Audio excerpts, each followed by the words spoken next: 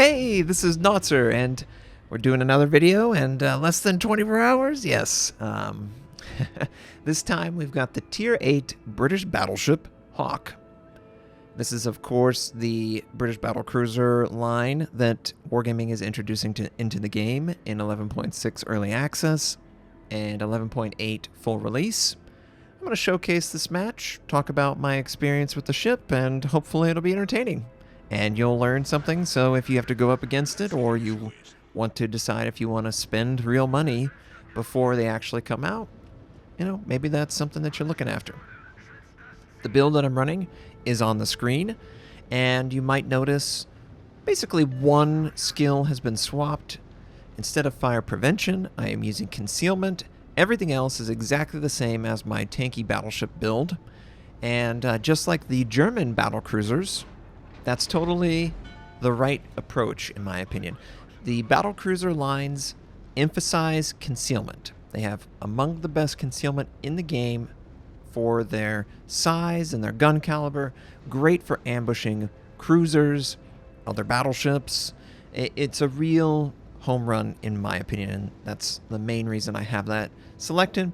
There's other things that I could get into with that build, but it's a general tanky build that I always run, and it works very well. I'm not interested in deviating too much away from it, but oh yeah, here are the unique torpedo launchers. They are in the top of the hull, 2x2, 2 on the port, 2 on the starboard, and these also do the same thing as the St. Vincent torpedoes, where they sort of snake and they find their lane and they just run straight until they run out of range. We have 8-kilometer torpedoes at this tier, and they don't do quite 30,000 damage, but, you know, they do decent, basically half the damage, so 2 of them together would be 30, but obviously you're not going to land every torpedo you send, so again, it's something that it ends up being more of a positional denying tool rather than actually upfront damage, but you know what, that's okay, because honestly, these main guns are exceptionally powerful. And we see an enemy Atago right off the bat. First shot, 5 AP shells stick in the ship for 19,000 damage. And it was actually an Azuma, sorry, not an Atago. And yeah, that's pretty good. Yeah. Now, the gun caliber of the Hawk is 406 millimeters, which gives you 27 millimeter overmatch, but not 30. So it's very important in this position for me to fire my shells that will either hit the superstructure or the bow of the cruiser. Otherwise, it might fail to penetrate and might ricochet off or shatter or whatever. So unlike the Tier 10 St. Vincent with a 30 millimeter overmatch advantage, Hawke has to be a little bit more precise with the location against cruisers to take full advantage of them. And the Azuma, he just is sitting in a really bad position. Our gun range is decent. It's not the best, and it is a disadvantage of the line itself. I can't extend it out with some spotting aircraft. There's no fighter as an option. What you see is what you get as far as equipment is concerned. But that doesn't mean that I can't just sail up to the target and shoot at them. And again, emphasizing the concealment advantage. The better concealed the ship is, the closer you can get to the target. The closer you can get to the target, the more likely they'll be in range for your guns to fire on them to punish them even harder. So it all works very well. Synergy. You want synergy in your build and your playstyle, otherwise you're at a disadvantage against those that do. That's my secret to this game. I play synergistically. And enemy Azuma, he is backing away, showing a pretty good broadside, so we're going to fire on him. But because of the aircraft, I can't use a spotter to sort of look over the island to give me a better view of my target, and we actually missed completely. Jeez, just miss it. This will happen, of course, obviously, without any spotting over the island. You have to just sort of work with what you have. Next best thing, you could use the airstrike to get a over-the-shoulder angle if you're trying to fire on them. But, alas, target drops off. And now we are stuck with a pretty good amount of ships in front of us. There's actually a division, and there's only 3 friendlies in this area. And enemy 23 shows up, My AP is already on target. I'm going to fire and hopefully land. We land 4 for the overpin. But we're able to keep the Cossack alive as he, of course, is disengaging. So, you know, that's good. Friendly ends up sending out torpedoes, and the Cossack is actually not spotted because we do have that friendly detection indicator installed. It's a mod. I really like it for teammate indication. And this enemy Edinburgh is firing at us in a pretty advantageous position, albeit he is spotted, so I give him a good lead in the direction that he was headed, but that British acceleration really saves his bacon. The other things that we got to highlight, this has a regular heal that a British ship would have. It's not a super heal. It is effective, though. It's above average, of course. That's a British trait on the heel. So, you know, it works well enough. It just doesn't work as well as the Tier 9 and the Tier 10, but we can't have nice things all the time, and this is a Tier 8.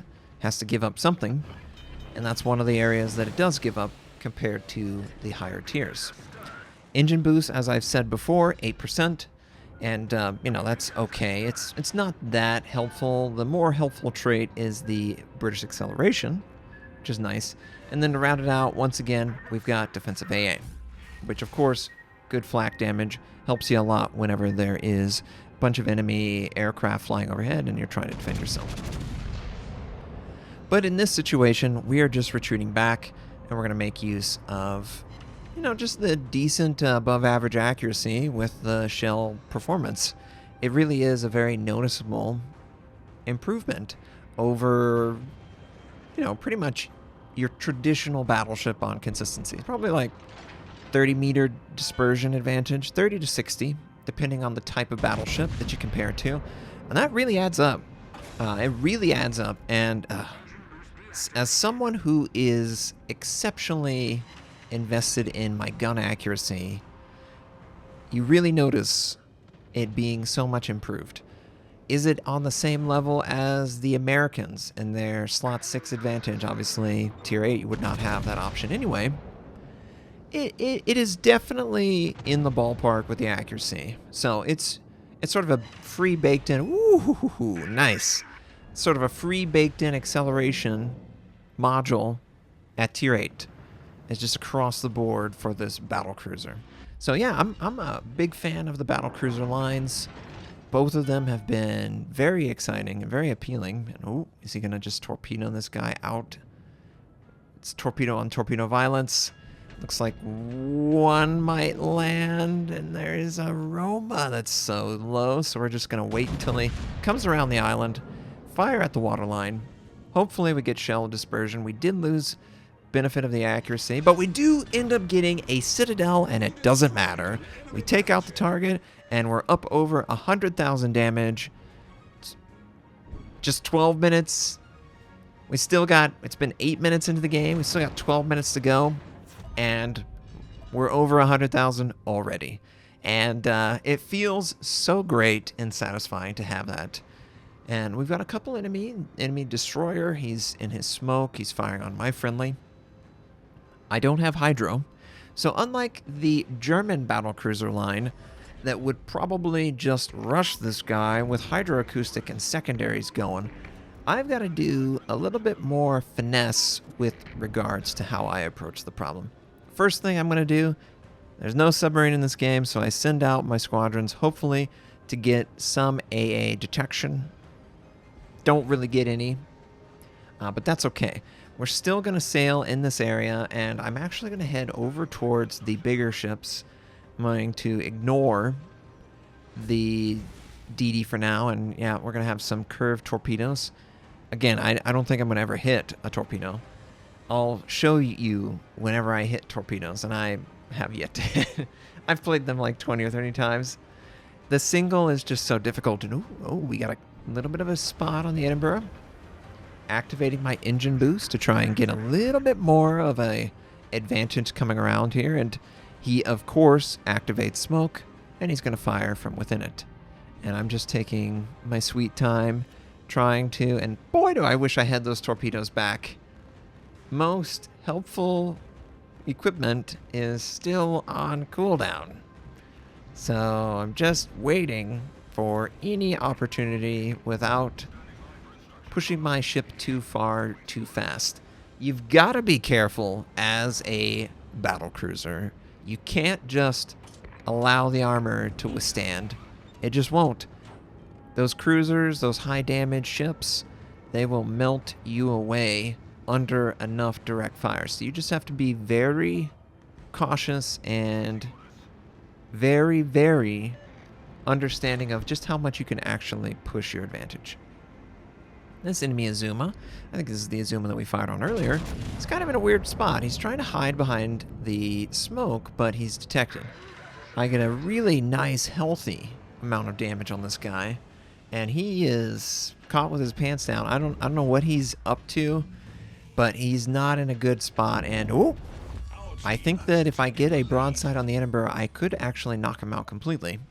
So I'm gonna wait to take a shot at him, foregoing maybe the easy kill on the Azuma, because I just want to try and get out the Edinburgh as quickly as I can, and anytime he's actually spotted, I want to try and punish him. Just, I don't know, just because I think that it's important that you hold people accountable for their actions, and his actions are very dangerous, and woo, we missed the Citadel, but we do pretty decent damage, and he's got our broadside, but honestly, it's not going to be that much damage. This is a tough, tough matchup for him. We are basically the perfect ship to deal with him. Great concealment, great speed, the AP shells stick in a ship, and it just... we're just getting so unlucky with them not actually hitting the Citadel area and staying where I need them to. And I get finally to the edge of this island. I just commit to move forward, and we give up the final salvo opportunity on the Edinburgh. But you know what? The Azuma, pretty low before, and oh yeah, use defensive AA right here. There's no aircraft carrier. Why not kill it half a second faster? It could be the difference between him getting a shot off and him not getting a shot off. And a perfect example there. He was able to get a shot off in the Edinburgh, but this stupid aircraft is giving him that scout, and he turns right into the island. And shell goes a little too high, and friendly Constellation with the shot across knocks out the target. All that's left is his Edinburgh. He's headed south. I'm going to just punish him whenever he shows. Take that sort of unassisted shot at his broadside, hoping that it finds the Citadel and knocks him out. And it actually does. It clips him, knocks him out, and that is a great game in the Hawk. And yes, another great British battlecruiser game. 2 kills, 160,000, 3 Citadels, 2,200 base XP. We were mid-tier, and, you know, it worked out really nicely. Really enjoyed playing this ship. It has a lot of good British battlecruiser traits. Obviously, for 6 versus 457, you do have to deal with the weaker caliber. The other thing that you need to deal with, unfortunately, is look at this Citadel. I just want to show this because it's pretty ridiculous. But 25mm bow and stern. But this Citadel is just ginormous. That is the Citadel. I don't know why the Citadel is that high above the waterline. That's probably the biggest glaring weakness of the ship. Maybe they'll make changes. Who can say? If you enjoyed this video, please like it. Subscribe to my channel. You can also follow me at twitch.tv/Notser. My North American recruit invite is on the screen. Take advantage of that. Thank you and have a wonderful day.